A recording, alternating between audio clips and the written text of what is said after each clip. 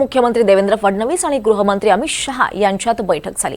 या बैठकीत खाते वाटपाचा फॉर्म्युला निश्चित झाल्याची माहिती मिळते आहे। बैठकीमध्ये फॉर्म्युला ठरलाय, तुम्हाला सगळं कळेल अशी प्रतिक्रिया मुख्यमंत्री देवेंद्र फडणवीसांनी दिली आहे। शिवाय अजित पवार त्यांच्या कामानिमित्त दिल्लीत आले होते अशी ही माहिती फडणवीसांनी दिली आहे। शिवसेनेचे मंत्री कोण असतील हे शिंदे ठरवतील असंही फडणवीस म्हणाले।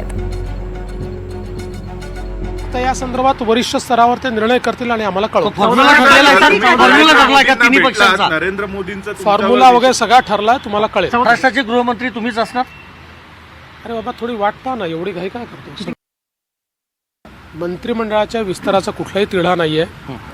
पहिल्यांदा तर तुम्ही ज्या काही बातम्या चालवल्या त्याचं क्लॅरिफिकेशन देतो की अजितदादा त्यांच्या कामाने आले, मी माझ्या कामाने आलेलो आहे आणि आत्ता लगेच शिंदेजींचं इथे काम नसल्यामुळे ते आलेले नाही आहेत।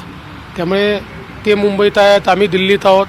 म्हणजे कालपासनं आजपर्यंत माझी अजितदादांची दिल्लीत भेट देखील झालेली नाही आहे।